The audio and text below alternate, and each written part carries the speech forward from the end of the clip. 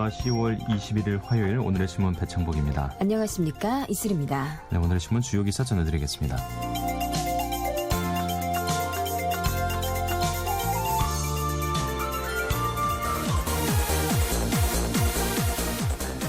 지난 17일 경기 성남 판교 테크노밸리 환풍구 추락 사고로 숨진 16명의 유족들이 사고 57시간 만에 피해자 보상에 전격 합의했습니다.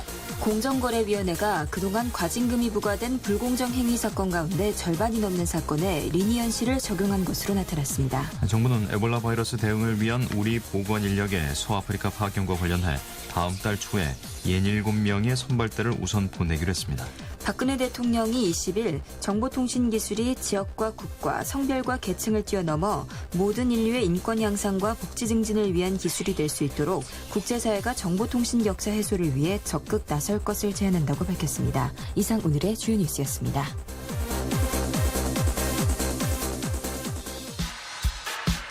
김수철의 노래입니다. 젊은 그대.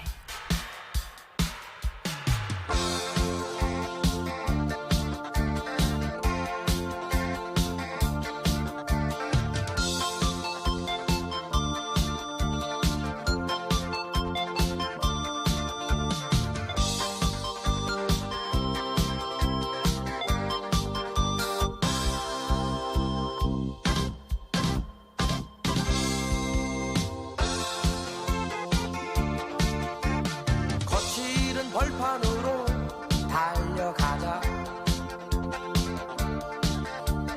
젊음의 태양을 마시자. 보석보다 찬란한 무지개가 살고 있는 저 언덕 넘어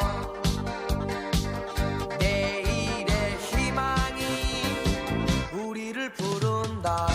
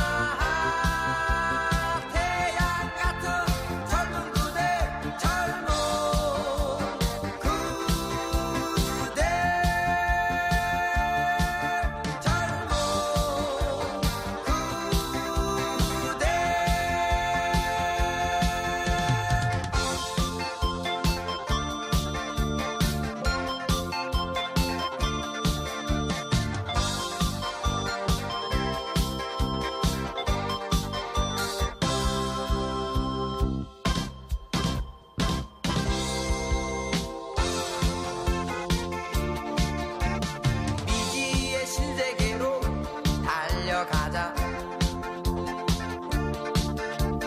젊음의 희망을 마시자. 영혼의 불꽃 같은 숨결이 살고 있는 아름다운 강산의 꿈들이 우리를 부른다.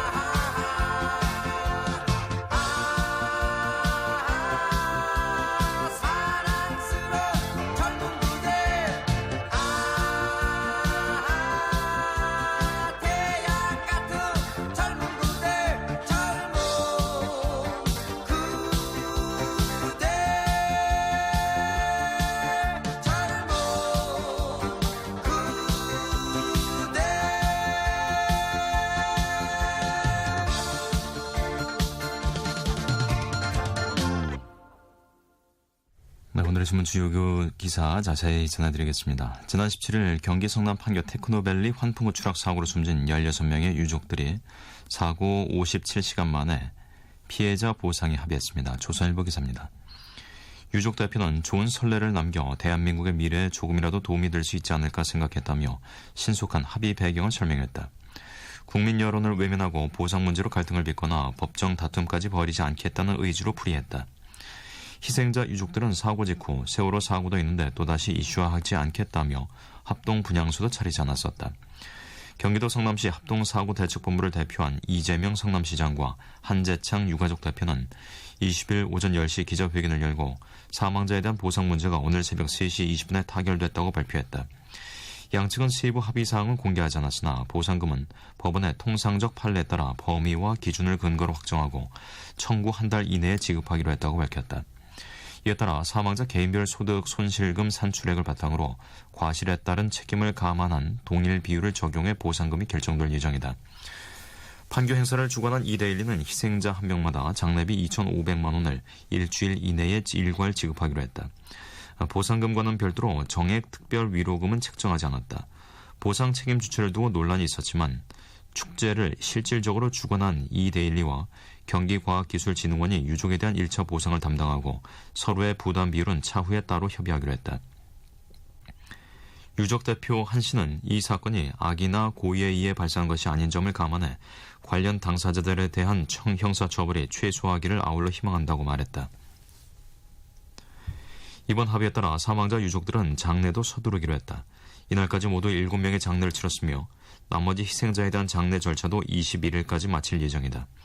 한편 경찰과 국립과학수사연구원은 환풍구의 철제 덮개를 지지하는 받침대가 부실하게 시공된 정황을 잡고 설계 도면과 시방서 등 자료를 바탕으로 원인 규명에 나섰다. 조선일보였습니다. 공정거래위원회가 그동안 과징금이 부과된 불공정 행위 사건 가운데 절반이 넘는 사건에 리니언시를 적용한 것으로 나타났습니다. 서울신문 기자입니다. 리니언 씨는 불공정 행위를 자진 신고한 기업에 과징금을 감면해주는 자진신고 감면 제도를 뜻한다. 감면된 과징금 규모만 2조 원에 육박한다. 공정위가 20일 국회 정무위원회 소속 김기식 새정치민주연합 의원 등에게 제출한 자료에 따르면 리니언 씨가 도입된 1999년부터 현재까지 전체 과징금 부과 건수 356건 중 182건에 리니언 씨가 적용됐다. 비율로는 51.1%다. 2011년에는 전체 34건 중 94.1%인 32건에 리니언 씨가 적용됐다. 이에 따라 이 기간 동안 최초 과징금과 감면 금액이 확인된 154건의 최초 과징금액은 총 4조 6,741억 원이었지만 담합 등을 저지른 기업들은 리니언 씨를 통해 1조 9,669억 원의 과징금을 감면받은 것으로 조사됐다. 감면율만 42.1%에 달한다. 특히 지난 7월 발표된 호남 고속철도 입찰 담합 사건은 최초 과징금이 건설업계 역대 최고인 4,355억 원이었지만 감면 뒤 과징금은 2,921억 원으로 줄었다. 이를 포함해 공정위가 올해 리니언시로 감면해준 과징금은 1,695억 원에 달한다.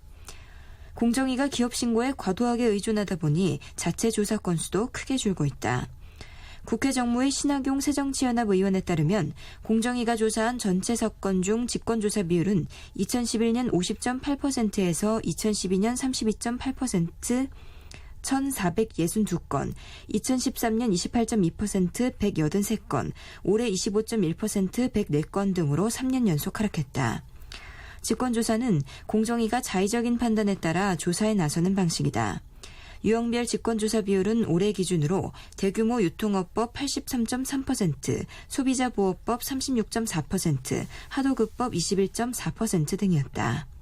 서울신문 기자였습니다. 정부는 에볼라 바이러스 대응을 위한 우리 보건 인력의 서아프리카 파견과 관련해 다음 달 초에 67명의 선발대를 우선 보내기로 했습니다. 국민일보 기사입니다. 본대에 민간 보건 인력뿐만 아니라 군 보건 인력을 함께 보내기로 했다. 국내 유입 차단을 위해 감염과 상관없이 선발대나 본대 인력의 귀국 시 에볼라 바이러스 잠복기인 21일간은 해외 또는 국내에서 격리 조치할 방침이다.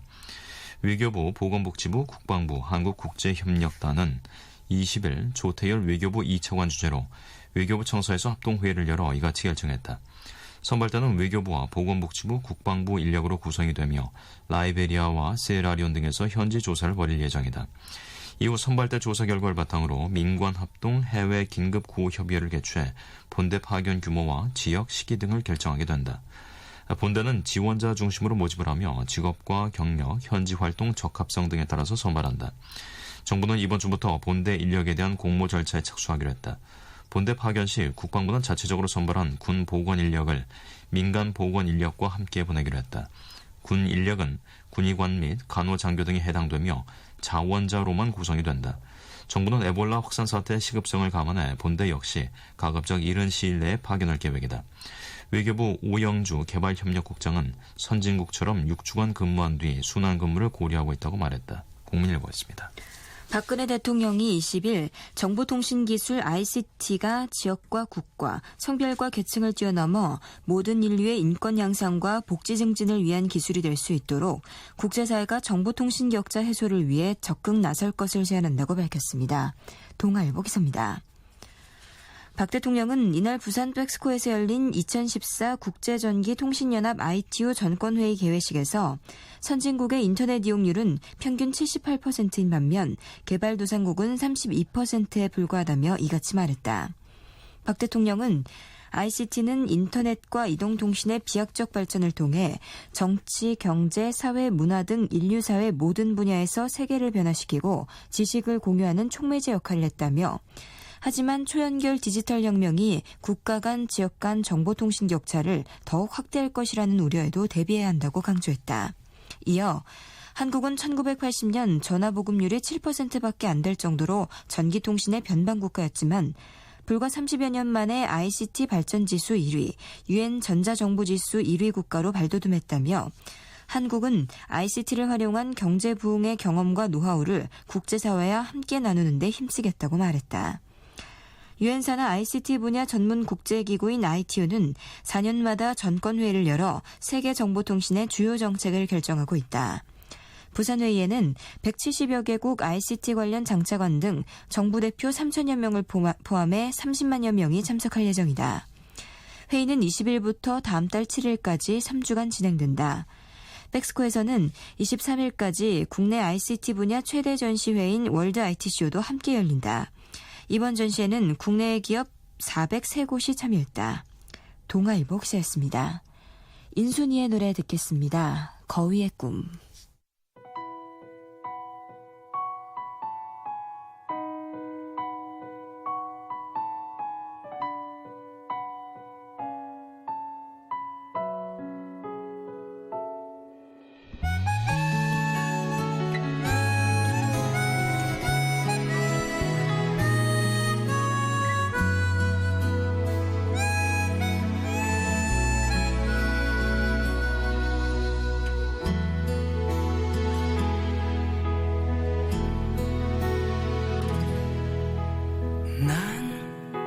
난 꿈이 있었죠.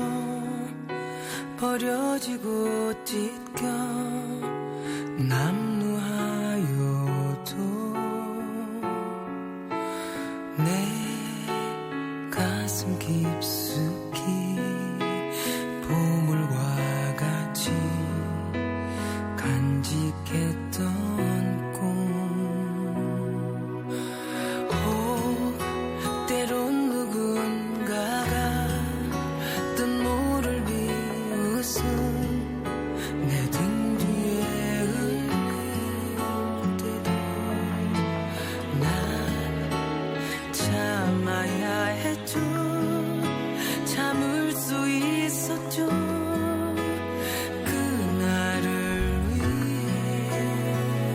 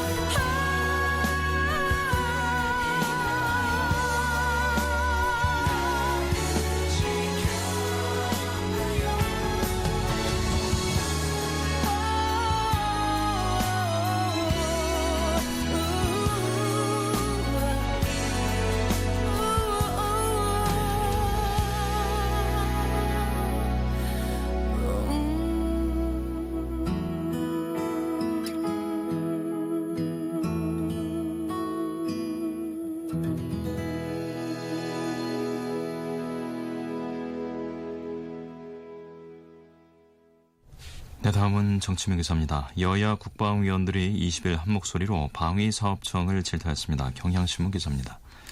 수상구조함 통영함 납품 비리 등 잇따른 방위산업 비리가 이유였다. 방사청 해체까지 거론됐다. 새누리당 정미경 의원은 이날 국회 국방위원회에 방사청 국정감사에서 통영함 비리 등을 거론하며 이 정도면 스스로 제도 보완을 못한 채 계속 세금을 눈먼 돈이라고 먹을 것이라며 방사청을 없애야 할 때라고 말했다. 정부가 1,600여 원을 들여 만든 통영함은 해군이 장비 불량을 이유로 인수를 거부해 방치돼 있다. 방사청이 2억 원 상당의 1970년대식 음파 탐지기를 40억 원대에 구매하는 등 업체와 유착된 사실이 드러나 검찰이 수사 중이다. 정 의원은 통영함 납품에 관여한 방사청 간부들이 군 주요 보직에 영전한 데 대해서 범죄는 보통 먹고 튀는 방식인데 이들은 꽃 보직에 가 있다고 꼬집었다. 제도 보완을 요구하는 목소리도 이어졌다. 새정치민주연합 문재근 의원은 근절 대책을 만들어도 비리가 끊임없이 생기는 데는 군 피하가 근본 원인이자 적폐라고 지적했다. 군 출신들이 방산업체에 취업하면서 비리가 발생한다는 것이다. 새누리당 송영근 의원은 팀장 1명과 실무자 1명이 마음먹으면 모든 걸 멋대로 할 수 있는 시스템이라며 업무 추진 시스템에 대한 재검토가 필요하다고 지적했다. 이용걸 방사청장은 시종일관 매우 송구하다며 자세를 낮췄다. 이 청장은 앞으로 문서를 감사부서와 병행 관리하는 등 연말까지 제도를 개선하겠다며 환골 탈퇴하겠다고 말했다. 또 군피하 방지를 위해 방산업체가 위법하게 군 출신 인사를 취업시키면 감점하는 등 제도 개선도 검토하겠다고 밝혔다. 국방부는 방산비리 대책의 일환으로 전력 증강 관련 홍보 태스크포스를 만들겠다고 밝혔다. 국방부 관계자는 이날 비판이 계속되고 있어 받아들일 것은 경험의 받아들이되 오해가 있는 부분에 대해서는 충분히 설명한다는 입장에서 태스크포스를 만들게 됐다고 밝혔다. 하지만 새누리당 주호영 의원은 이날 국감에서 무엇을 잘했다고 홍보 태스크포스인가? 이것이 되먹은 이름인가? 아직 정신을 못 차린 것 같다며 당장 홍보라는 글자를 빼라고 질책했다. 경향신문이었습니다. 새누리당과 정부가 지난 19일 오후 서울 삼청동 국무총리 공관에서 비공개 고위 당정청 회의를 열고 공무원연금 개혁안의 처리 방향을 논의했습니다. 중앙일보 기사입니다. 회의에는 당에서 김무성 대표와 이완구 원내대표 등 고위 당직자가, 정부에선 정홍원 국무총리와 공무원연금 관련 주무장관인 정종섭 안전행정부 장관 등이, 청와대에선 김희춘 대통령 비서실장 등이 참여했다. 고위 당정청 회의는 박근혜 정부가 출범한 이래 두 번째로 새누리당 김 대표 그리고 김 실장이 취임한 이후엔 처음 열렸다. 지난해 6월 열린 고위 당정청 회의에는 정 총리와 허태열 당시 대통령 비서실장, 황우여 당시 당대표가 참석해 국가정보원의 정치 개입 의혹 논란 등의 대책을 논의했다. 일요일 늦은 시간에 열린 회의는 공무원연금 개혁이 갖는 폭발성을 감안해 비밀리에 소집됐다고 한다. 만찬을 겸한 회의는 오후 6시 30분쯤 시작해 3시간여 이어졌다. 이 자리에서 청와대와 정부는 공무원연금 개혁안을 당론으로 채택해 연내 국회에서 처리해달라고 새누리당에 요청했다. 그러나 당 측은 속도조절론을 제시하며 난색을 표시했다고 익명을 요구한 여권 관계자가 20일 전했다. 이 관계자는 공무원연금 개혁은 역대 정부에서도 해결하지 못한 혁명과도 같은 조치여서 이해 당사자들의 반발이 무척 거세다며 고위 당정청 회의에선 이런 반발을 누그러뜨리고 법안 통과에 야당의 협조를 얻기 위해 시간이 더 필요하다는 점을 당 측에서 강조한 것으로 한다고 말했다. 실제로 새누리당의 한 당직자는 내년 4월 임시국회에서 여야 합의로 공무원연금 개혁안을 처리하는 방안을 검토 중이라고 말했다. 당초 새누리당에선 개혁안을 연말 정기국회에서 처리할 방침이었다. 김 대표는 취임 이후 표가 떨어지더라도 공무원연금 개혁은 반드시 해내야 한다고 강조했다. 하지만 2016년 총선을 앞두고 당내 반발이 만만찮게 제기되자 야당과 충분히 협의한 뒤 시기를 늦춰 처리한다는 쪽으로 방침을 바꾼 것 같다고 당 관계자는 전했다. 공무원연금 개혁 처리 시기를 둘러싼 논란에 대해 김영준 명지대 정책외교학과 교수는 당장 성과가 시급한 현재 권력과 다음 선거를 의식한 미래 권력 간 충돌이라며 늦어지면 늦어질수록 개혁안의 처리는 물 건너갈 수 있다고 말했다. 중앙일보 기사였습니다. 국회 상설상임위의 국정감사 종료가 일주일 앞으로 다가오면서 여야는 국감 후 입법 전쟁을 준비하는 모양새입니다. 세계일보 기사입니다. 국회가 세월호 특별법 등을 둘러싼 여야 대결로 151일 동안 입법 지루 상태를 이어오면서 시급히 처리해야 할 법안들이 상임위별로 줄줄이 대기하고 있는 형국이다. 세월호 3법인 세월호 특별법과 정부조직법, 유병헌법 이외에도 여야 충돌이 불가피한 법안이 곳곳에 도사리고 있다. 단말기 유통구조 개선법은 여야는 물론 당내 의원 간에도 개정 의견이 엇갈린 뜨거운 감자다. 새누리당 조혜진 의원은 20일 한 라디오 방송에 출연해 초기 일부 부정적인 반응은 예상 가능했던 일이다. 분리공시, 완전자급제 등 보완책을 도입하지 않더라도 단통법이 정착될 것으로 기대한다며 섣부른 개정론에 지동을 걸었다. 앞서 새누리당 배덕광, 새정치민주연합 최민희 의원은 분리공시제 도입을 골자로 한 단통법 개정안을 발의했다. 여야 여당 일각에서 신중론이 나오는 만큼 논의 과정에서 진통이 예상되는 대목이다. 사이버 검열 논란과 관련한 통신비밀보호법 개정을 놓고도 여야의 입장이 부딪힌다. 야당은 현재 법안이 유선전화 환경에 맞춰져 있어 개정이 시급하다고 주장한다. 반면 새누리당은 법 개정 시 공익을 목적으로 한 범죄 수사에 허점이 생길 수 있고 소셜 네트워크 서비스가 범죄 등에 악용될 우려가 있다는 시각을 보인다. 세월호 참사 후 정치권이 관피와 척결을 위해 반드시 제정하겠다고 약속한 부정청탁 금지 및 이해충돌 방지법도 난제다. 김영란법은 적용 대상이 광범위하고 과잉 처벌 가능성이 있다는 지적일면서 여야 각각 개정안을 준비 중이다. 윤모 일병 사건으로 입법 논의가 재개된 군인 복무 기본 법안, 군인 지위 향상에 관한 기본 법안 등 군인권법은 군이 보안 등을 이유로 반대하고 있는 상황이다. 법안 처리가 쉽지 않을 것으로 보인다. 청와대와 새누리당이 경제 활성화를 목표로 지시한 서비스 산업발전법, 관광진흥법 등의 논의도 여야의 첨예한 이견으로 진통이 예상된다. 한편 여야는 이날 정부조직법 개정안을 논의할 태스크포스 구성을 완료하고 21일 오전 첫 협상을 시작한다. TF는 여야 각 4명씩 총 8명으로 짜였다. 새누리당 김재원 원내수석 부대표와 윤영석, 정용기, 이의재 의원, 새정치연합 백재현 정책위 의장, 유대운, 박남춘, 박민수 의원이 참여했다. 세계일보였습니다.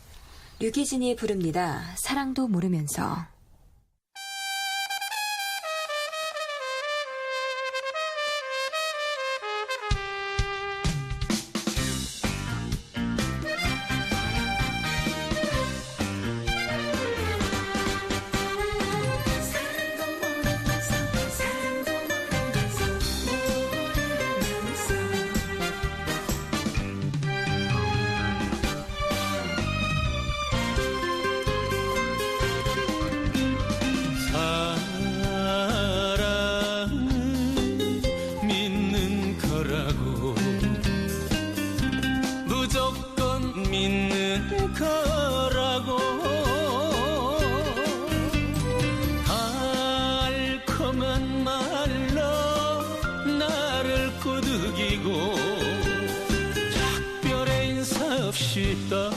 떠나가버렸나. 사랑은 통속한 잡지에 빗줄 치는 낙서가 아니야. 사랑도 모르면서 사랑도 모르면서 내 이름은 왜 또 불렀어.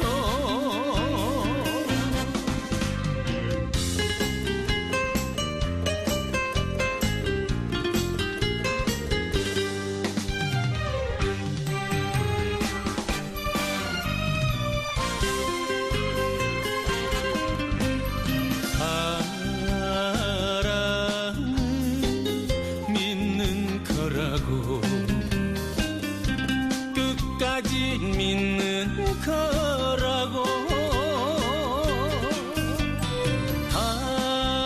달콤한 말로 나를 꼬드기고 특별한 인사 없이 떠나가버렸나.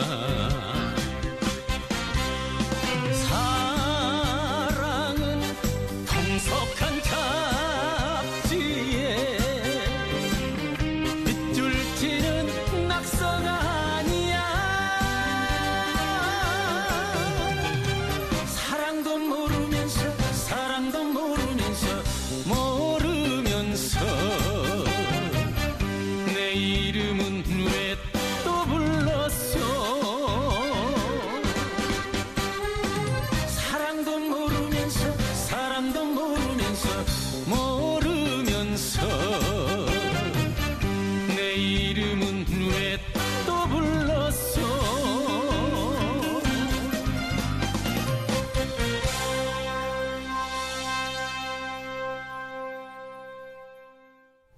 다음은 경제미연 기사입니다.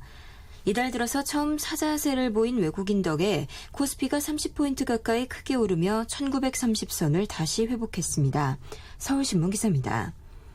미국 경기지표 호조로 지난 주말에 끝난 미국과 유럽 증시가 오른 덕분이기도 하다. 코스피는 20일 전 거래일보다 29.4포인트 오른 1930.06의 거래를 마쳤다. 지난 주말 1900선 붕괴를 우려하던 모습을 고려하면 폭등 수준이다. 안전자산 선호 심리가 누그러들면서 서울 외환시장에서 원달러 환율도 전 거래일보다 6.3원 내린 달러당 1,059.6원에 마감됐다. 외국인은 이날 198억 원어치 주식을 순매수했다. 외국인의 매수세로 아시아 주요 증시도 동반 상승했다. 일본 니케이 평균 주가는 전 거래일보다 3.98% 오른 511.23, 타이안 자취한 지수는 1.77% 오른 8,664.14에 마감됐다. 앞서 미국 뉴욕 증시는 9월 주택 착공 실적, 10월 소비자 태도 지수가 시장의 전망치를 웃돈 것으로 나타나 상승 마감했다. 앞으로 증시는 대내외 악재에 등락을 거듭할 전망이다. 노주경 현대증권 투자정보팀 연구원은 지수 변동성이 커질 때 지수 하락에 완충 역할을 해줬던 연기금이 기업들의 3분기 실적 발표를 앞두고 관망세를 보이고 있기 때문이라고 진단했다. 서울신문 기사였습니다. 국제유가 등 원자재 가격 하락 영향으로 지난달 생산자 물가지수가 10개월 만에 가장 낮은 수준으로 떨어졌습니다. 한겨레 신문 기사입니다. 한국은행이 20일 내놓은 9월 생산자 물가지수 자료를 보면 지수가 지난해 같은 기간의 견주와 0.4% 떨어진 105.24를 기록했다. 이는 지난해 11월에 105.12 이후 10개월 만에 최저치다. 생산자 물가지수는 2012년 10월부터 20개월 내리 전년 동월 대비 하락세를 유지하다가 올해 6월 0.1%, 7월 0.2% 상승했으나 8월 이후 두 달째 다시 내리막길을 걸었다. 전월 대비로도 0.3% 떨어져 역시 두 달 연속 하락세다. 생산자 물가지수는 국내 생산자가 시장에 공급하는 상품과 서비스의 추락 가격 변동을 측정한 것으로 소비자 구입 가격을 대상으로 한 소비자 물가지수에 대체로 선행한다. 지난달 생산자 물가지수 하락은 국제유가 등 원자재 가격의 하락세가 두드러진 가운데 농림수산품과 서비스 가격 등이 전반적으로 낮아져 지수를 끌어내린 결과다. 품목별로는 국제유가 약세 영향으로 석탄 및 석유 제품 생산자 물가가 전년 동월 대비 10.7%, 전월 대비 2.2% 각각 내려 하락폭이 가장 컸다.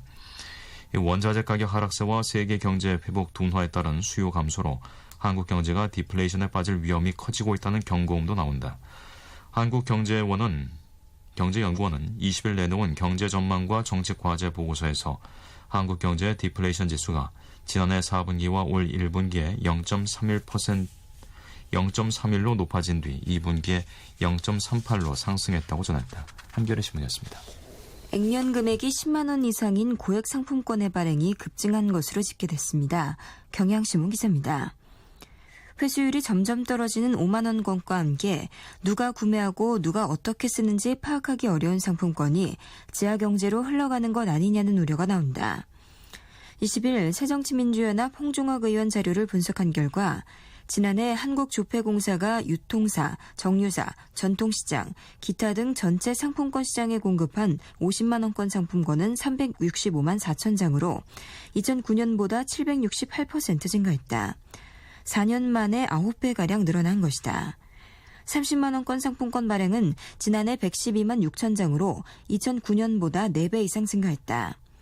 같은 기간 10만 원권 상품권이 2배 늘어나고 5천 원권 상품권이 30%가량 줄어든 것과는 대비된다. 지난해 조폐공사가 공급한 10만 원권 상품권은 3,099만 6천 장으로 2009년보다 2배 증가했고 지난해 5천 원권 상품권은 2,771만 6천 장으로 2009년에 비해 29.4% 감소했다.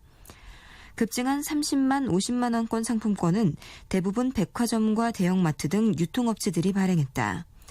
유통업체들이 지난해 발행한 30만 50만 원권 상품권은 478만 장으로 1년 전보다 110.6% 증가했다.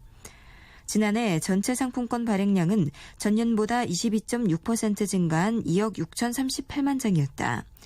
금액으로는 8조 2,796억 원어치다. 문제는 고액 상품권에 대한 관리 감독이 제대로 이뤄지지 않는다는 것이다. 1999년 상품권법이 폐지되면서 1만 원권 이상 상품권을 발행할 때 인지세를 내는 것을 빼면 당국의 감독은 사실상 없는 상태다. 이 때문에 고액 상품권이 리베이트나 기업 비자금 조성 등 불투명한 자금 거래나 상품권 깡 등에 활용될 여지가 크다. 상품권 깡은 상품권을 구매하고 수수료를 뗀 뒤 되팔아 현금을 확보하는 것을 말한다.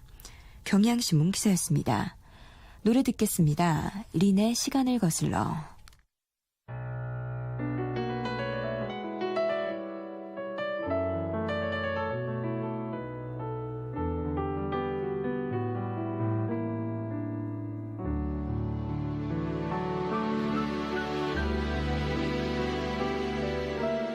구름에 빛은 느려지고 창가에 요란히 내리는 빗물 소리만큼 시린 기억들이 내 맘 붙잡고 있는데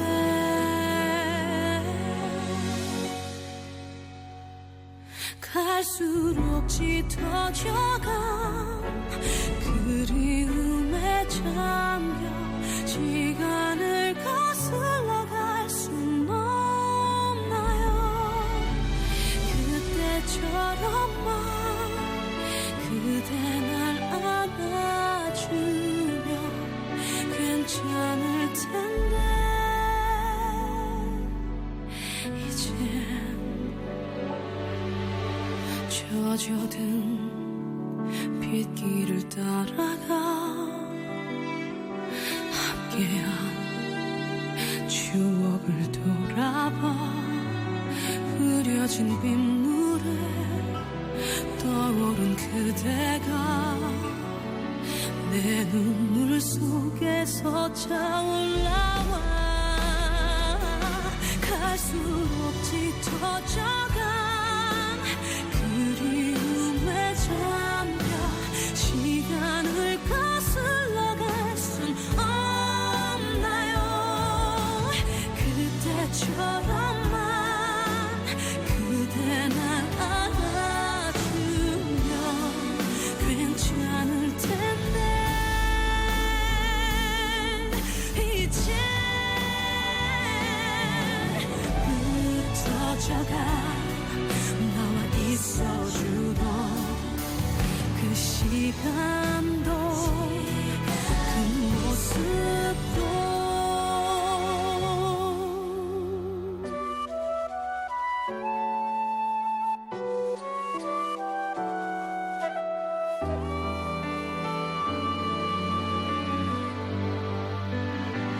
다시 그때처럼만 그대를 안아서 시간을 거슬러 갈 순 없나요?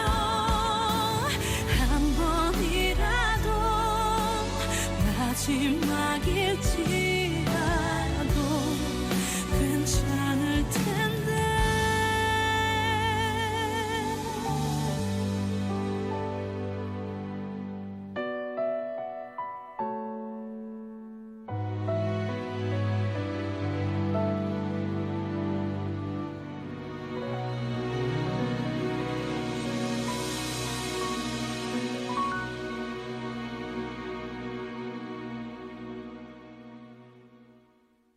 다음은 기상청 연결해서 날씨 알아보겠습니다. 윤지수 씨 전해주세요.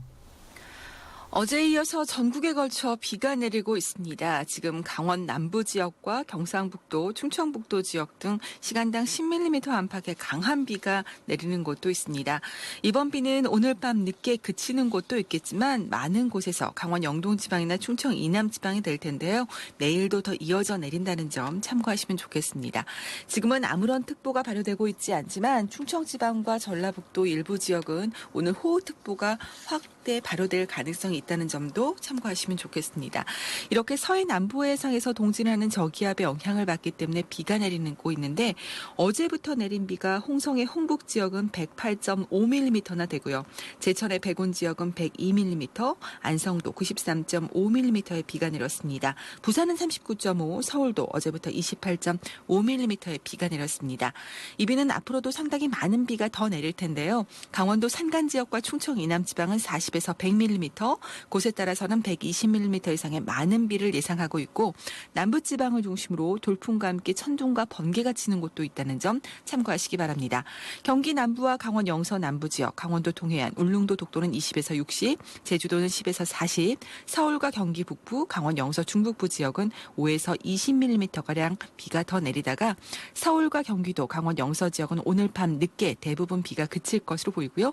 나머지 지역들도 내일 새벽 서쪽 지역부터 비가 점차 그쳐가기 시작하면 오후가 되면 대부분 비가 멎을 것으로 예상되고 있습니다. 오늘과 내일 이렇게 흐리고 비가 내리기 때문에 계속해서 낮에 기온이 오르지 못하겠습니다. 다소 쌀쌀한 기온이 있을 텐데요. 오늘 서울의 낮 최고 기온 16도를 예상하고 있고 대전은 이보다 조금 더 높은 17도, 광주 21도, 부산도 비슷하겠습니다.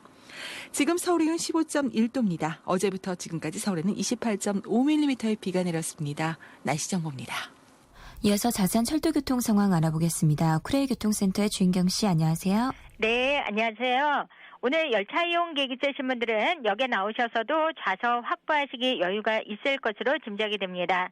대부분의 구간들이 낮은 예매를 보이고 있고요. 지방으로 내려가는 열차 중 호남선과 장항선, 중앙선은 이 시간 현재 매진된 열차 없이 오늘 준비된 열차에 100석 이상씩 자리가 남아 있습니다. 그리고 전라선과 태백선, 경춘선의 ITX 청춘열차의 하행선 열차도 오후 12시 30분 이전에 배차된 열차 각각 한 편씩의 열차를 제외하고는 좌석 구하시기 편안합니다.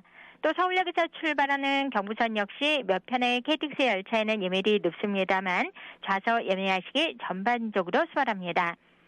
상행선 열차도 예매율이 낮습니다. 이 시간 현재 진주역이나 용산역에서 오후 2시에서 4시 때 출발한 열차, KTX 열차 각각 한 편씩을 제외하고는 지방에서 올라오는 열차는 자리가 모두 100석 이상씩 넉넉하게 남아있어서 열차 출발 시간을 가까이에서도 자리 구하시기 수월할 것으로 짐작이 됩니다.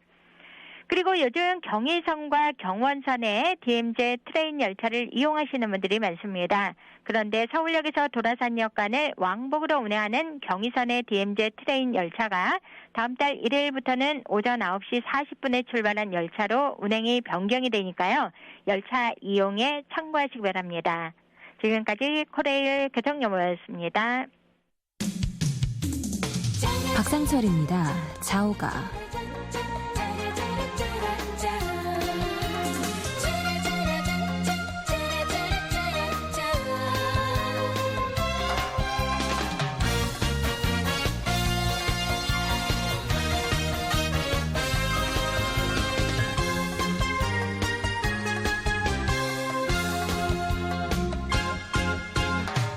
며칠 떠나간 그 사람 이름은 차오차오차오이었어요.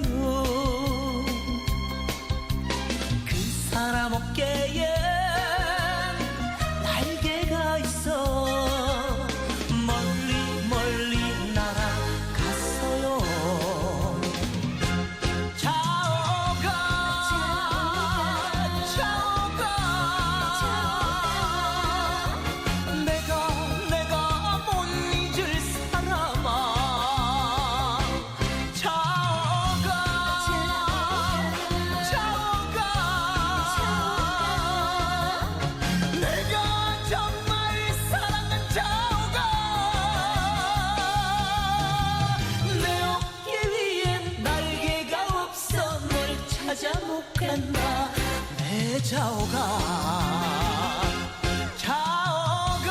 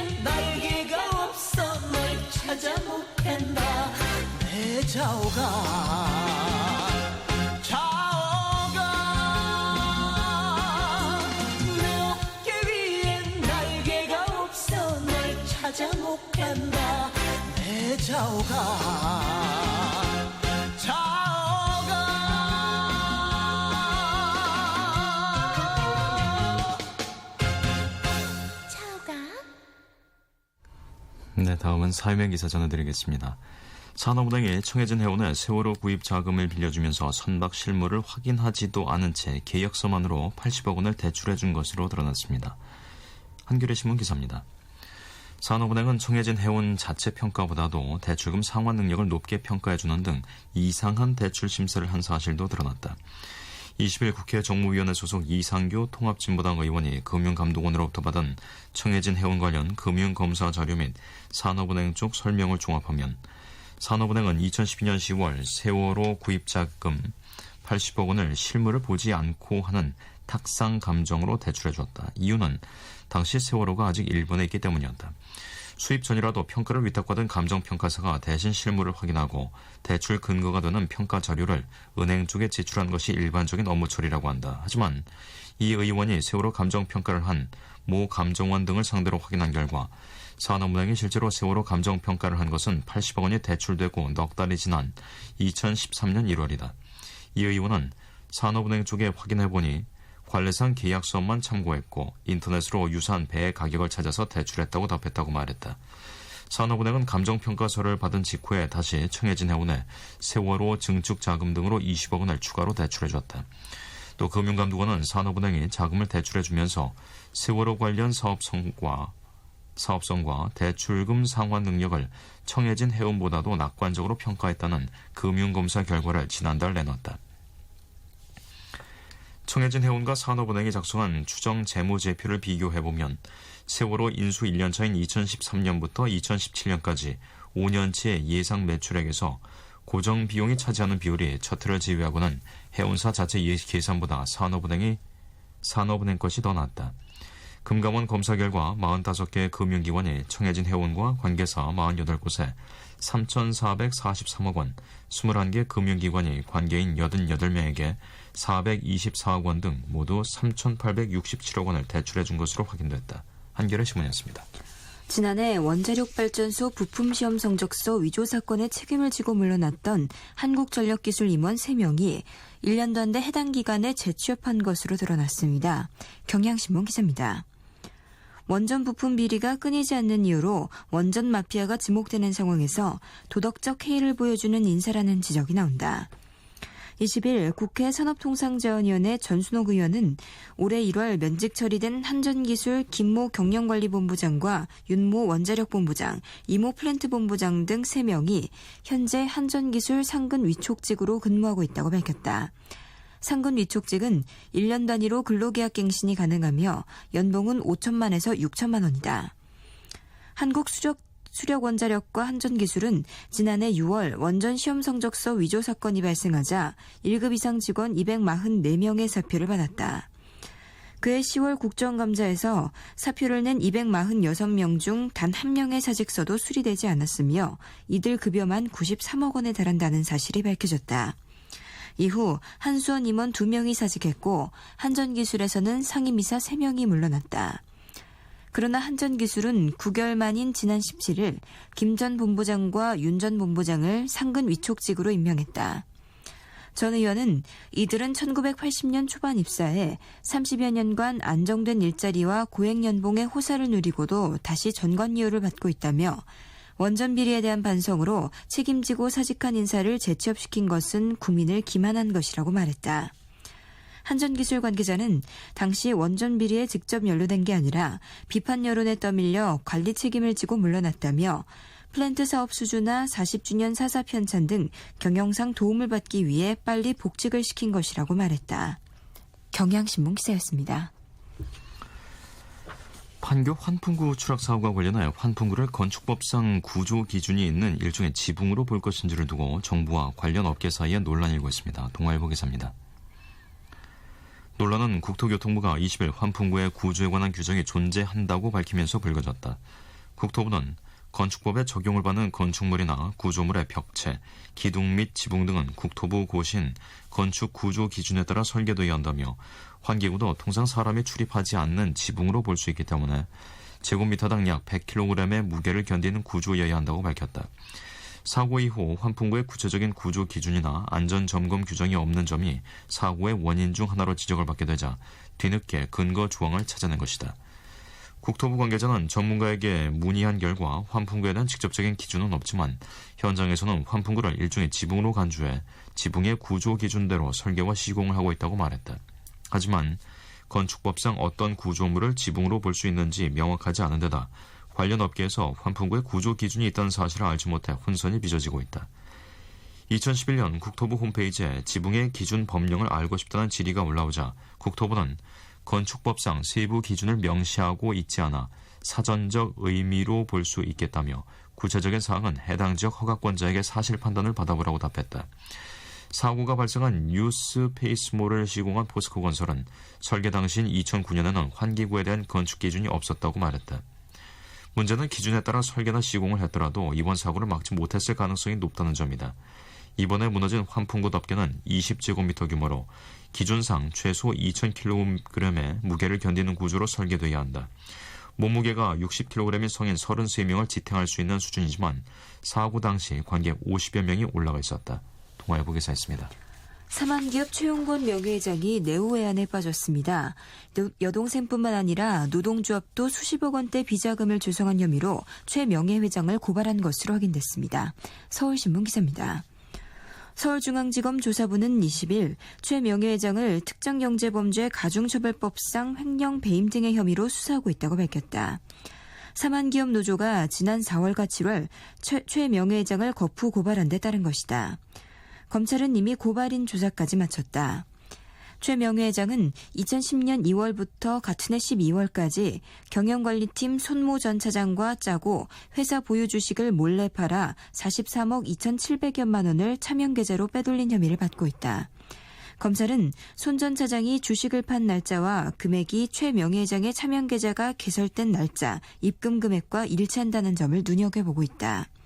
노조 관계자는 손 전 차장이 회사 돈 126억 원가량을 횡령해 1심에서 징역 8년을 선고받았지만 회사가 처벌 불원 의사를 밝혀 항소심에서 집행유예를 선고받고 풀려났다며 손 전 차장이 최 명예회장 일가의 비자금을 관리하다가 손실을 메우기 위해 어쩔 수 없이 횡령했다고 주장한 만큼 최 명예회장이 횡령을 지시했을 가능성이 크다고 주장했다. 서울신문 기사였습니다. 소리새의 가을 나그네 전해드리면서 저희는 잠시 후 11시에 다시 찾아오겠습니다.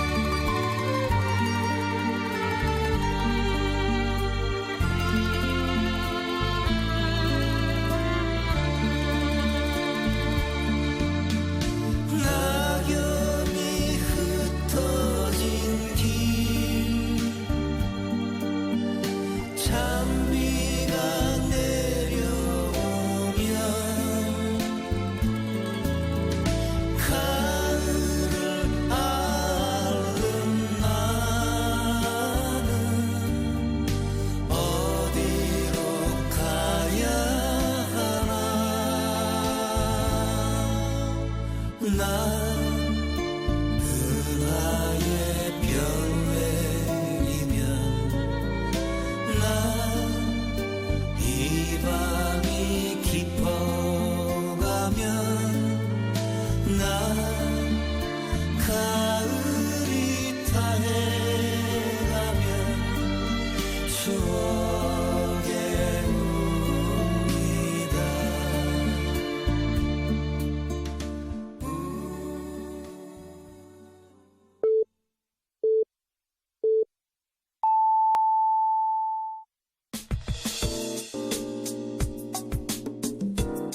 Yeah, 행복한 방송. 외로워 말아요 사랑해요 늘 곁에 있을게요 Yeah, 사랑의 소리. KBS 사랑의 소리 방송 언제나 여기에. 네, KBS 제3라디오 오늘의 신문 함께하고 계십니다. 다음은 국제면 기사입니다. 지난 8월 서아프리카에서 의료봉사 중 에볼라 바이러스에 감염됐다가 2달 만에 완치된 영국의 간호사 윌리엄 풀리가 다시 시에라리온으로 돌아갈 것으로 보입니다. 한겨레 신문 기사입니다. 그는 서아프리카는 진짜로 비상 상황에 처해 있다며 에볼라 퇴치의 최전선으로 돌아가게 돼 기쁘다고 19일 영국 BBC 방송에 말했다. 풀리는 20일부터 영국의 의료지원 연합팀인 킹스 헬스 파트너스와 함께 시에라리온의 수도 프리타운의 코노병원에서 의료진 교육과 격리치료실 관리 업무를 재개했다. 의료지원 프로그램 책임자인 올리버 존슨 박사는 에볼라 확산을 막는 최선은 그 발원지에서 바이러스와 싸우는 것이라며 윌리엄 같은 사람의 경험과 헌신이 필수적이라고 반겼다. 에볼라 확산이 피어볼라라는 에볼라 공포라는 신조어를 낳을 만큼 악화일로로 치닫고 있지만 에볼라에 맞선 의료진과 자원봉사자들의 헌신적인 노력도 잇따르고 있다. 미국 조지타운대 내과 전문의 데니얼 루시도 국경 없는 의사회 소속으로 라이베리아 수도 몬로비아에서 자원봉사에 참여하고 있다. 현재에서는 600여 명의 라이베리아 시민들이 국제의료진과 함께 순환 근무제로 환자들을 돌보고 있다. 국경 없는 의사회 소속 의료진 가운데 이미 21명이 감염돼 12명이 숨졌다. 찜통 더위 속에서 온몸을 감싼 방호복 차림으로 환자들을 돌보는 일은 결코 녹록하지 않다. 루시는 날마다 사람들이 죽어나간다며 매일 아침 6시에 일어나 밤 11시까지 일하고 또 일한다고 말했다. 이 일에는 환자에 대한 의료 조처뿐만 아니라 중증 환자들의 토사물 치우기, 유아 환자들의 기저귀 갈기, 주검 처리 등 온갖 보조 업무가 포함되어 있다. 국경 없는 의사회의 응급 프로그램 매니저 위그 로베르니쿠는 배가 침몰하는 느낌이다. 침수된 곳을 막으려 했지만 곳곳이 구멍이다라고 위급한 상황을 전했다. 한편 세계보건기구는 20일 아프리카 나이지리아에서 지난 42일간 에볼라 추가 감염이 발생하지 않았다며 나이지리아의 에볼라 발병 사태 종료를 공식 선언했다. 통상 21일인 에볼라 발병 잠복 기간의 2배인 42일간 추가 발병이 없으면 해당 지역의 에볼라 발병 종료가 선언된다. 한겨레 신문이었습니다. 이라크 수도 바그다드를 압박하고 있는 순위파 급진 무장단체 이슬람국가 IS의 자살폭탄 공격이 탱크나 박격포 공격보다 먼저 바그다드 시내로 파고들었습니다. 시아파 거주 지역과 사원에 집중된 또 하나의 전쟁으로 매일 수십 명의 민간인이 희생되고 있습니다. 국민일보 기사입니다. 19일 바그다드의 한 시아파 사원에서 자살폭탄 테러가 발생해 최소 19명이 사망하고 30여 명의 부상자가 발생했다. 현지 경찰 관계자는 테러범이 장례식으로 붐비는 사람들 사이에서 폭탄을 터뜨렸다고 설명했다. 바그다드에서는 지난달부터 폭탄 테러가 빈번히 벌어지고 있다. 특히 지난 한 주 동안 바그다드 일대 시아파를 대상으로 한 자살폭탄 테러가 잇따라 16일 26명, 12일부터 사흘간 77명 등 이미 100명이 넘는 희생자를 낳았다. 대부분 IS 조직원의 소행으로 밝혀졌다. 현재 이라크 정부군과 IS는 바그다드 북부에 위치한 이라크 최대 정유지역 바이지를 두고 치열한 공방전을 벌이고 있다. 바그다드에서 40km 거리에 불과한 전략적 요충지 안바르주는 탱크와 중화기로 무장된 IS에 의해 함락될 위기다. 이라크군과 미국 주도 국제연합전선의 항전에 IS가 바그다드로 입성하진 못하고 있지만 연쇄 테러가 이미 바그다드를 전시 상황으로 몰아넣고 있다는 지적이 나온다. 반면 국제연합전선의 공습이 상대적으로 집중되고 있는 시리아 코바니 지역에서는 IS의 기세가 주춤한 상황이다. AFP 통신 등 주요 외신들은 국제연합전선이 코바니에서 쿠르드족 민병대와 함께 IS를 협공해 큰 타격을 입혔다고 보도했다. 쿠르드족 출신 관리인 이드리스 나세는 AFP 통신에 IS가 병력을 증강해 치열한 전투가 벌어졌지만 국제연합전선의 공습과 쿠르드족 민병대의 대응으로 성과를 얻지 못했다고 전했다. 국제인권단체 시리아 인권관측소는 17일 공습과 전투로 IS 무장대원 35명이 숨진 데 이어 18, 19일 밤 새 전투가 이어져 31명이 더 사망했다고 밝혔다. 국민일보 기사였습니다. 중국 공산당이 20일 당 제18기 중앙위원회 4차 전체회의를 열어 법치를 선언했습니다. 중앙일보 기사입니다. 지금까지는 당이나 정부 혹은 지도자들이 법에 규정된 권력을 사용해 통치를 했지만 이제부터는 법의 취지에 맞게 행정을 운용하고 국민을 위해 봉사하는 시스템을 갖추겠다는 것이다. 신화통신은 이날 4중 전회 개막 첫날 당 지도부가 사상 처음으로 법에 의한 전면적인 국가통치 합의했으며 이는 중국의 정치 발전과 개혁 역사의 획기적인 대사건이라고 평가했다. 통신은 보시라의 쉬차이허우 저우융캉 조사는 법치 추진에 대한 당의 결심을 잘 보여준다고도 보도했다. 즉 사법 시스템을 농락한 권력자를 지위 고하를 막론하고 처벌함으로써 사법의 제도화에 대한 의지를 보여줬다는 설명이다. 사법개혁을 위해 현재 각 지방정부의 당서기 산하에 있는 사법부를 독립시키고 부패 감시기관인 감찰국, 반부패국을 당 중앙기율검사위원회 직속으로 재편하는 방안도 추진 중이다. 우수 판검사의 유출을 막기 위해 복지와 보수를 높이고 인사를 독립시키는 정원제를 도입하는 등 사법 시스템의 탈행정화도 속도를 낼 것으로 보인다. 법치 강화를 앞세워 반테러법과 반간첩법도 새로 제정될 전망이다. 이럴 경우 홍콩 민주화 시위는 물론 중국 내 민주화 운동이나 소수민족의 분리 독립 활동에 대한 통제도 대폭 강화될 것으로 분석된다. 장지은웨이 칭화대 법학원 부원장은 4중 전후의 법치 선언은 절대 권력을 가진 공산당도 헌법 위의 군림해서는 안 되고 헌법의 범위 내에서 활동해야 한다는 의미라고 분석했다. 중앙일보였습니다. 무슬림 여성들이 얼굴 가리기 때문에 유럽과 중동에서 정반대의 순환을 겪었습니다. 서울신문 기사입니다. 프랑스에서는 얼굴을 가렸다는 이유로 공연장에서 쫓겨났고 이란에서는 제대로 가리지 않았다고 해서 강산성 용액을 뒤집었었다. 19일 AFP 통신에 따르면 장 필리페 틸레이 파리 바스티오 오페라단 부단장은 지난 3일 개석 맨 앞줄에서 니캅으로 눈을 제외한 얼굴 전체를 가린 채 라트라비아타 공연을 관람하던 여성 관객을 쫓아냈다고 확인했다. 여성은 오페라즈의자 바로 뒤에 앉아 있어 출연진을 비추는 모니터에 나타났다. 틸레이 부단장은 일부 단원들이 이 여성에게 어떤 조치를 취하지 않으면 노래를 부르지 않겠다고 말했다고 당시 상황을 설명했다.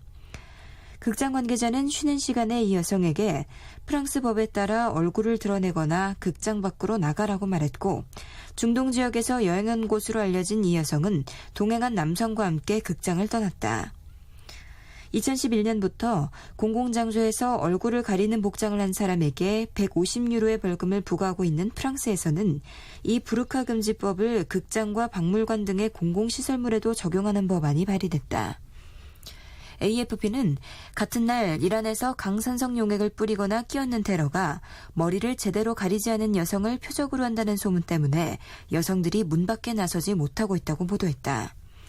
이란 관영 IRNA 통신에 따르면 수도 테헤란에서 북쪽으로 약 450km 떨어진 이스파한에서 4건의 강산 테러가 발생해 경찰이 조사 중이다. 경찰은 범행 동기에 대해서는 입을 열지 않았다.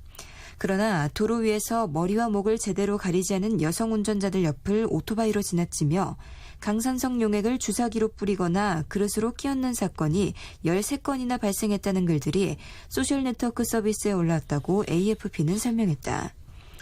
이 같은 범행에 대해 이스파한의 한 고위정직자는 만일 여성이 최악의 복장으로 거리를 활보한다고 해도 그들에게 그런 짓을 할 권리는 없다고 범죄 용의자들을 비난했다.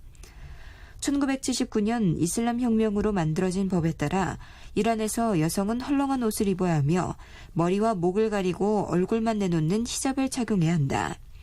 하산 로하니 대통령은 최근 경찰의 히잡 착용과 관련된 단속을 강화할 것을 주문했다. 서울신문 기사였습니다. 브라운 아이즈의 노래입니다. 비오는 압구정. 비오는 압구정 골목길에서 그댈 기다리다가 나 혼자 술에 취한 밤 혹시나 그댈 마주칠까봐 2시가 지나도록 마냥 기다리네. A rainy day 어쩌면 이제 못 볼지도 몰라. 일부러 네가 다시 날 찾기 전에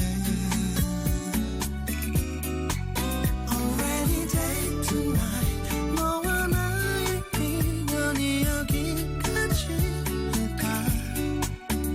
며칠 전까진 여기서 널 보곤 했는데 오늘은 전화도 떠났나봐. 그대 목소리 닮은 서운한 비만 오네.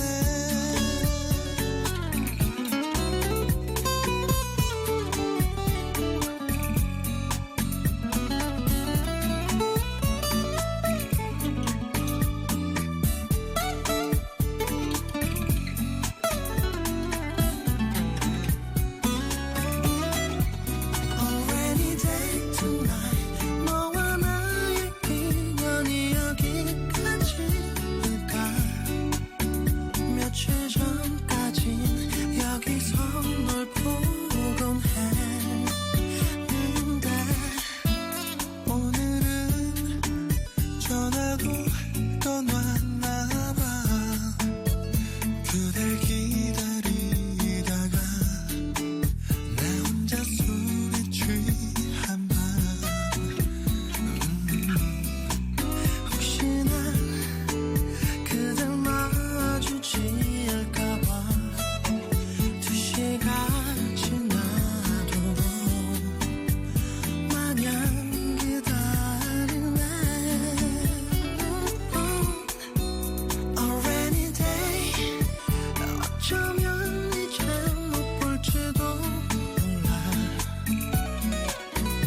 일부러 네가 다시 날 찾기 전에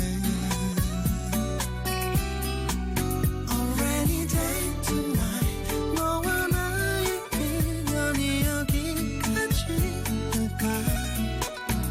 그대 목소리 닮은 비만 오네.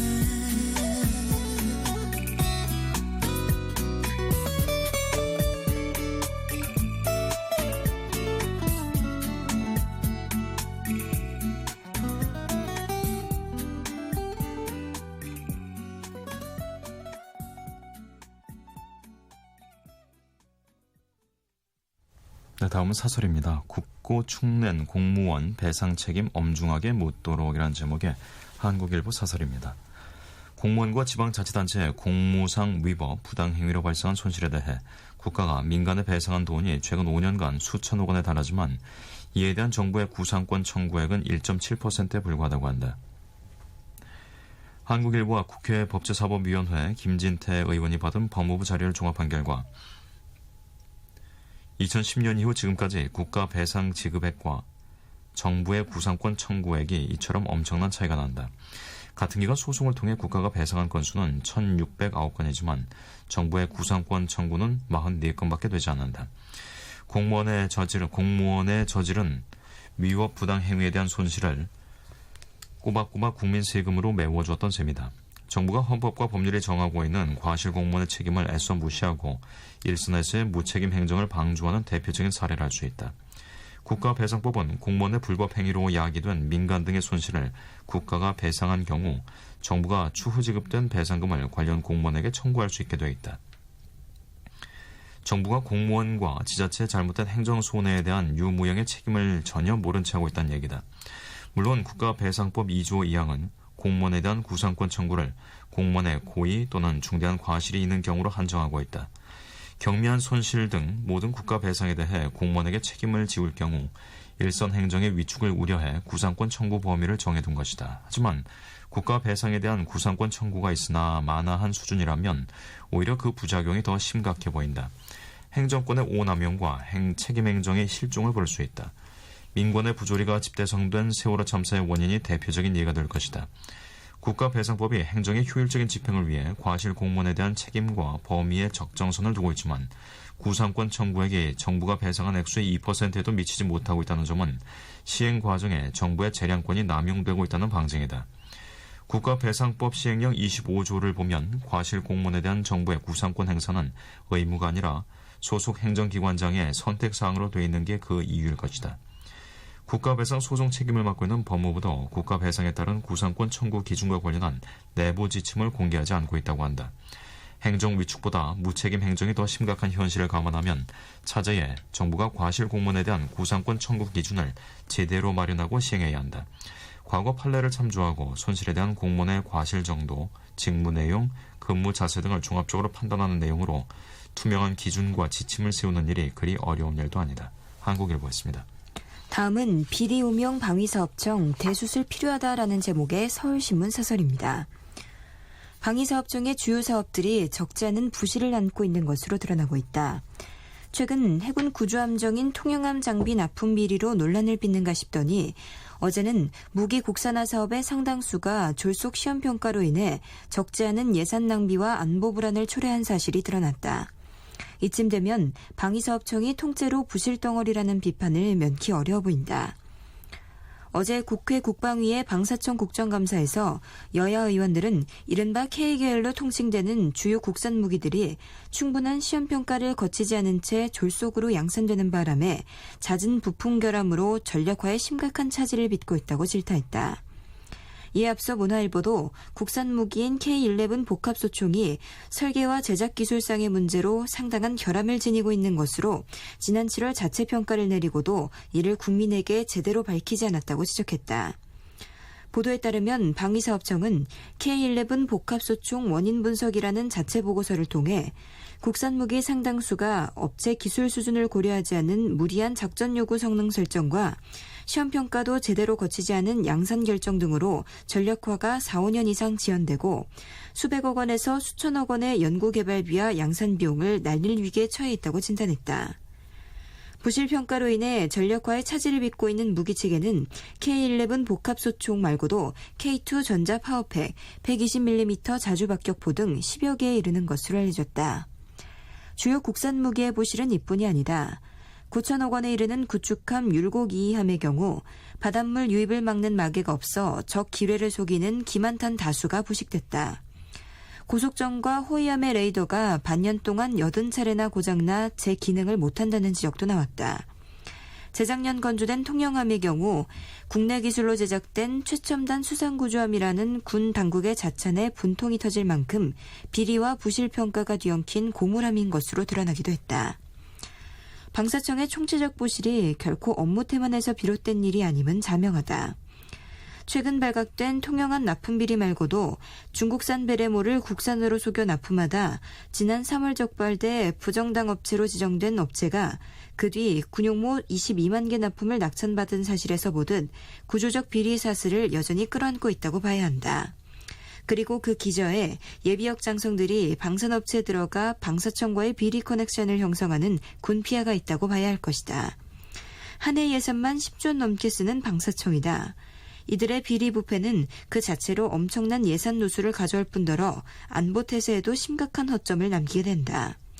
군피아 척결을 비롯한 대대적 인적 제도적 혁신이 시급하다. 서울신문 기사였습니다. 노래 듣겠습니다. 주갑경의 바보 같은 미소.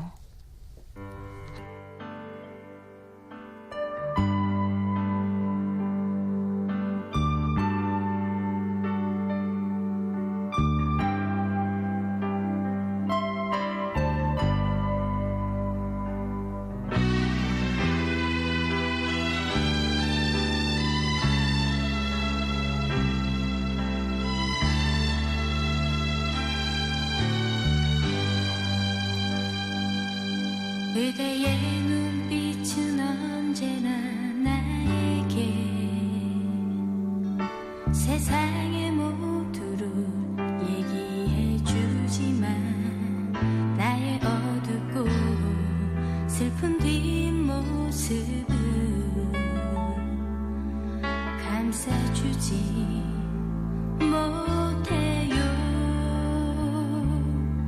나의 미소는 언제나 그대에게 사랑의 모두를 얘기해 주지만 그대의 너무 화려한 미래를 밝혀줄 순 없어요. 그러나 알 수 없는 나의 맘 우리의 사랑이 얼마 남지 않았어도 아름다운 그대 모습에 그리워져 바보 같은 미소만 짓네.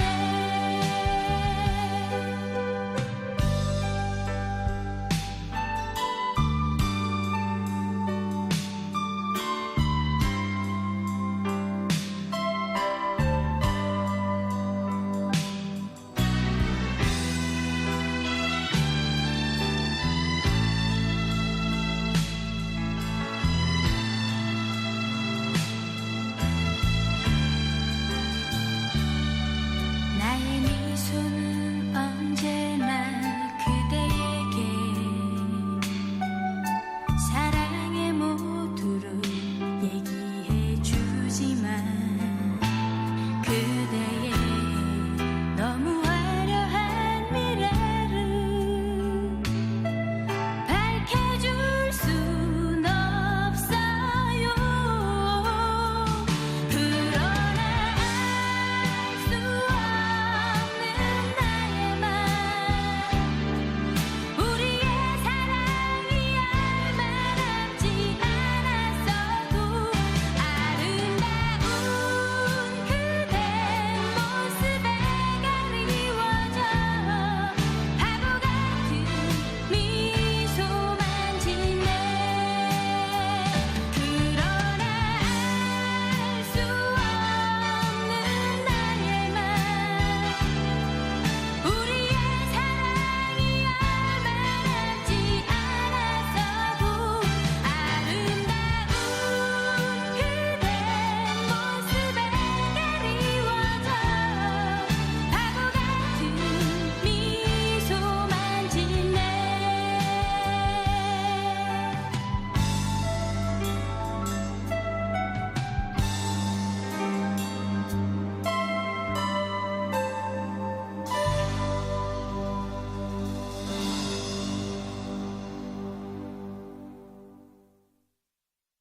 네, 다음은 인천 장애인 아시안게임 소식입니다. 인천 장애인 아시안게임에서 처음 정식 종목이 된 휠체어 댄스 스포츠의 첫 금메달은 한국에 몫이됐습니다. 국민일보 기사입니다. 장혜정, 이재우는 20일 인천 강화군 강화 고인돌 체육관에서 열린 콤비 스탠더드 클래스 1에서 금메달을 차지했다.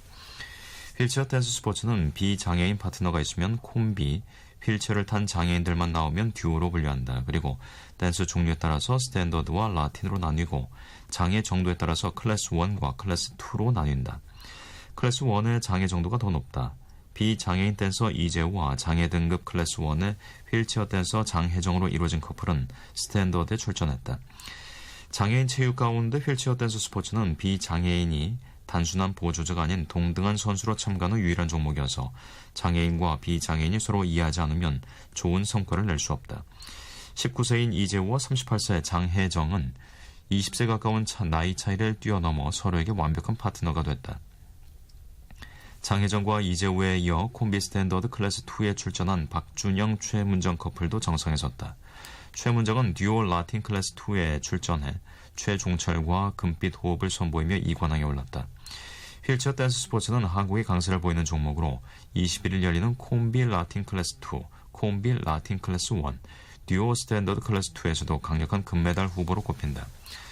한편 한국은 볼링 경기 이틀째인 이날까지 치러진 볼링 9종목에서 금메달 8개를 독식했다. 전날 혼성 개인전 시각장애 전맹의 김정훈을 시작으로 개인전에서 금메달 4개를 싹쓸이했다. 혼성 2인조 경기에서도 4개의 금메달을 가져왔다. 볼링은 이번 대회 이관왕만 해도 김정훈, 배진형, 김병수, 손대호 등 4명을 배출했다. 한국 볼링은 금메달 5개, 은메달 4개, 동메달 1개로 종합 우승을 차지했던 2010년 광저우 장애인 아시안게임의 성적을 일찌감치 뛰어넘었다. 더욱이 볼링에는 아직 금메달 3개가 더 걸려있다. 국민일보였습니다. 다음은 처음 출전한 북한 호기심 넘은 관심이라는 제목의 동아일보 기사입니다. 2014 인천 장애인 아시아 경기에 출전한 북한 선수들은 14일 선수촌에 들어온 뒤 황해도 출신인 황현대 선수촌장과 식사를 같이 했다. 이 자리에서 황 촌장이 어릴 때 집 근처 온천에 다니며 다리 치료를 받았다. 여태 건강한 것도 그때 온천 덕을 보는 것 같다. 꼭 다시 한번 가보고 싶다고 말하자 북한 여자 휠체어 탁구 대표 송금정은 빨리 평화 통일이 됐으면 좋겠다고 말했다. 그러자 황 촌장은 송금정을 꼭 끌어안고 울었다. 두 사람은 2012년 런던 패럴림픽 때 만난 인연이 있다. 송금정은 당시 선수가 아니라 참관인 자격으로 대회에 참가했었다. 인천 장애인 아시아 경기 개회식 때 북한 선수단 기수를 맡은 송금정은 국내 누리꾼들에게 적지 않은 관심을 받았다. 송금정은 어릴 때 소아마비를 앓아 한쪽 다리를 절단했지만 빼어난 미모는 사라지지 않았다. 사실 북한은 런던 패럴림픽 이전까지 장애인 선수들을 장애인 국제대회에 내보내지 않았다. 북한에는 장애인이 없다는 이유에서였다.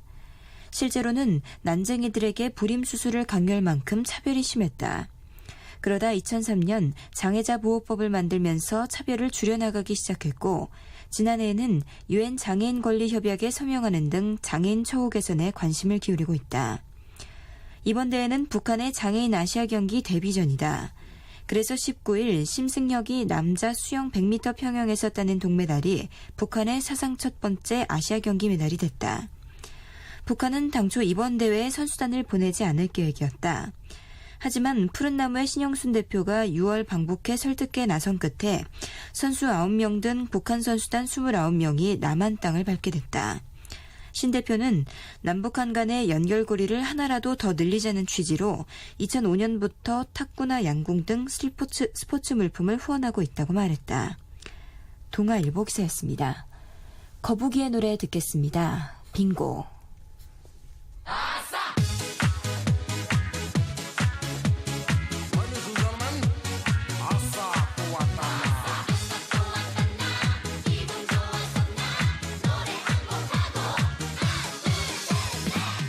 것만 같은 행복한 기분으로 입에 박힌 관념 다 버리고 이제 또 맨주먹 정신 다시 또 시작하면 나 이루리라 다 나 바라는 대로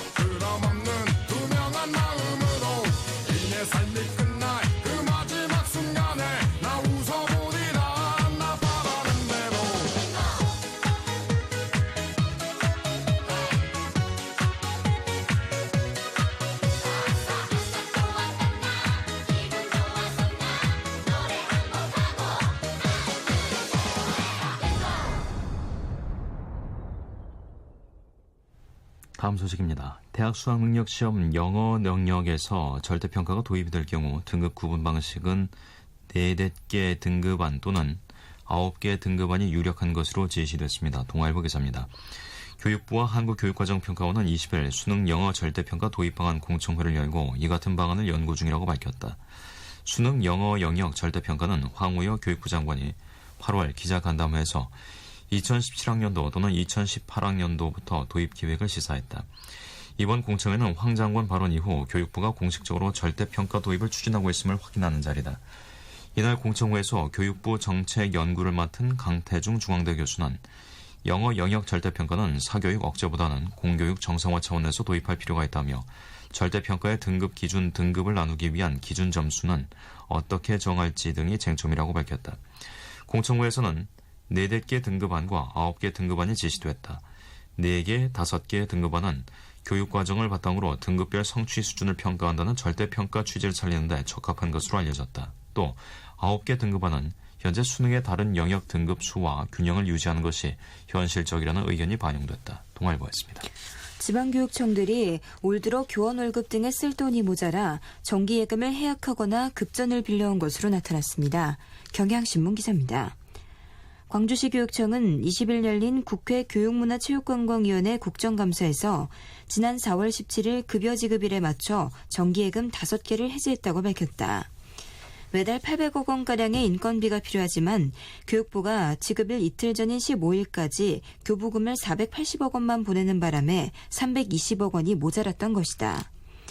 시교육청은 학교 운영비 등으로 쓸 48만 개의 은행 정기예금을 해지한 돈으로 월급을 지급했다.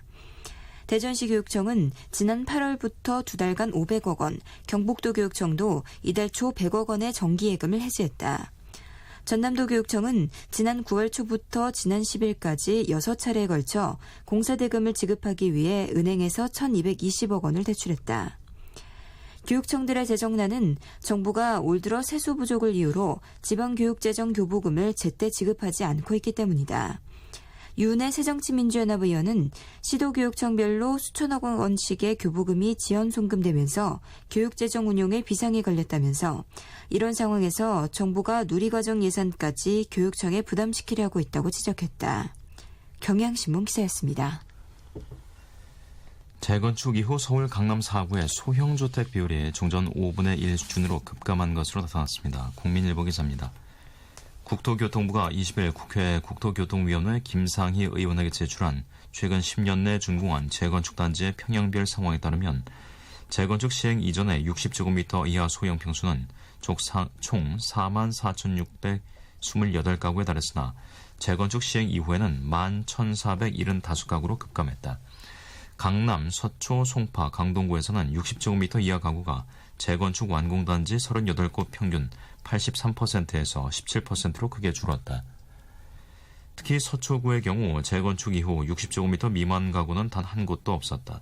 송파구의 잠실 시형, 잠실 1, 2, 3, 4차 아파트는 가구 전체가 소형 주택이었지만 재건축 이후에는 소형 의무 비율 20%만 겨우 유지하고 있다. 국토부가 올해 2월 소형주택 공급 의무 비율 개선을 발표하고 지난달 24일에는 도시 및 주거환경정비법 시행령을 개정해 재건축 사업의 주택 규모 및 건설 비율을 시도 조례로 위임한 조항을 삭제했다.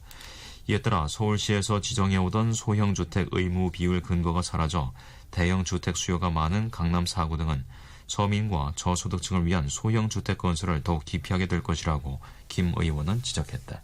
국민일보였습니다. 부활의 비와 당신의 이야기 전해드리면서 10월 21일 오늘의 신문 여기서 마치겠습니다. 지금까지 진행해 배창복, 이슬이었습니다. 안녕히 계십시오.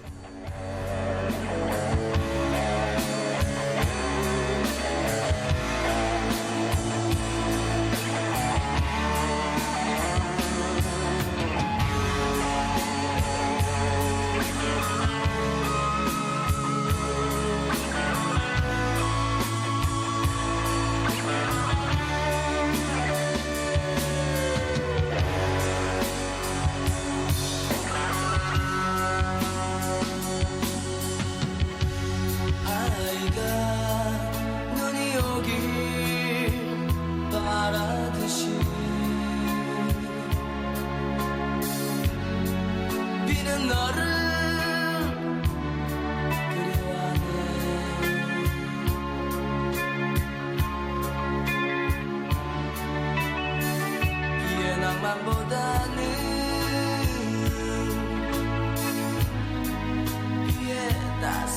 시간보다 그날의 애절한 너를 잊지 못하기에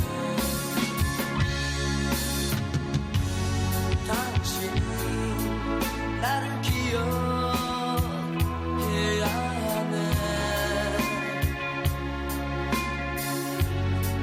항상 나를 쓰겠지.